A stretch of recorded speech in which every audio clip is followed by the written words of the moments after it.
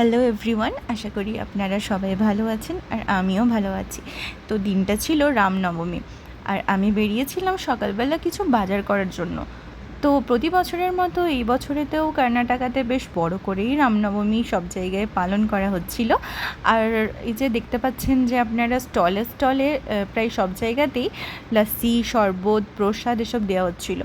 আমিও 2 গ্লাস লস্যি খেয়ে তাড়াতাড়ি বাড়ি এসে বিকেলবেলা একটুখানি চায়ের সাথে খাওয়ার জন্য মালপোয়া বানিয়ে নিয়েছিলাম। তো মালপোয়াগুলো এর আগেও বানিয়েছি, এবারেও বেশ ভালোই ফুলেছিল বা খেতেও বেশ নরম হয়েছিল আর মোটামুটি ভালোই লেগেছিল। আপনারাও দেখে বলবেন যে আমি ঠিক মতন পেরেছি কি না, আমাকে একদম কমেন্ট করে জানাবেন। আর এমনিতেও আমার শাশুড়ি মা, শ্বশুরমশাই এখানেতে এসেছেন, তো মাঝের মধ্যে সবার সাথে চায়ের সাথে এরকম হলে খারাপ হয় না। আর এই যে রাত্রেবেলা খাবারের জন্য রুটি আর তরকার প্রিপারেশন হচ্ছিল। তো চলো আজকের মতন বাই।